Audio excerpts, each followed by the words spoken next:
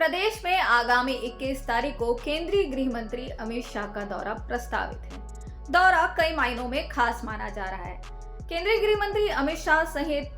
कई केंद्रीय मंत्रियों का दौरा छत्तीसगढ़ में हुआ था जब यहां बीजेपी की सरकार बनी थी और मुख्यमंत्री विष्णुदेव साय के शपथ ग्रहण समारोह का कार्यक्रम आयोजित किया गया था। उसके बाद ये दौरा दूसरा है जो कई मायनों में महत्वपूर्ण है। महत्वपूर्ण इसे इसलिए भी माना जाता है क्योंकि प्रदेश में हो रहे कामों का जायजा भी इस दौरे में केंद्रीय गृह मंत्री अमित शाह ले सकते हैं, क्योंकि बीजेपी की सरकार है और साथ ही कुछ हिदायत भी दे सकते हैं, क्योंकि आने वाले समय में लोकसभा का चुनाव है। लोकसभा चुनाव 2024 के लिए लगातार पार्टियां अपनी अपनी तरफ से मेहनत कर रही है, संगठनें अपनी अपनी तरफ से मेहनत कर रही है, पर बीजेपी के लिए ये चुनाव बहुत खास है, कई महीनों में खास है। 5 साल यहाँ पर कांग्रेस की सरकार रही, उसके बाद बीजेपी यहाँ पर जीत के आई है और थोड़ी मोड़ी नहीं 54 सीटों के साथ जीत कर आई है, तो अच्छा खासा मैंडेट उन्हें मिला है। अब लोकसभा चुनाव की तैयारियों को लेकर यहाँ पर चर्चा हो सकती है। लेकिन दूसरा महत्वपूर्ण विषय निकलकर ये भी आ रहा है कि अमित शाह कहीं अपने इस दौरे में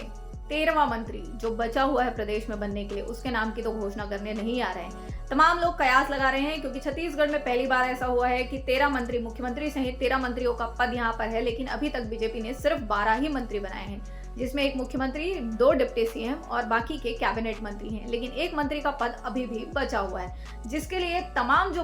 वरिष्ठ नेता हैं वो भी प्रतीक्षा में है कि आखिर ये एक पद किसकी झोली में जाता है, क्योंकि ये जो पूरे सरकार का गठन हुआ है इसमें 4 पुराने और 5 नए मंत्रियों को रखा गया है। तो 60-40 का जो मसला है वो इस पूरे कैबिनेट में देखने को मिल रहा है। और इस बार बहुत महत्वपूर्ण विषय ये भी है कि दोनों ही पार्टियों की तरफ से कुल मिलाकर 50 नए विधायक जो पहली बार विधायक बनकर आए हैं वो सदन में पहुंचे हैं, और ऐसे ही पहली बार विधायक बने लोगों को बीजेपी ने बतौर कैबिनेट मंत्री मौका दिया है। तो क्या अमित शाह का ये दौरा अपने संगठन के लिए भी बहुत महत्वपूर्ण है, या अपने इस दौरे के दौरान अमित शाह छत्तीसगढ़ में कुछ महत्वपूर्ण घोषणाएं करने आ रहे हैं, क्योंकि प्रदेश में अभी तक महतारी वंदन योजना, धान के रेट जैसे विषय पर,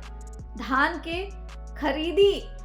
की जो क्वांटिटी है उस पर तो चर्चा हो चुकी है, पर अभी तक रेट की बात स्पष्ट नहीं हुई। हालांकि वो पहला वादा भी था बीजेपी की घोषणा पत्र में, पर अब देखने वाली बात यही होगी कि जब बीजेपी के वरिष्ठ नेता केंद्रीय गृह मंत्री अमित शाह जब खुद प्रदेश पहुंच रहे हैं तो क्या कुछ प्रदेश की जनता के लिए खास होता है।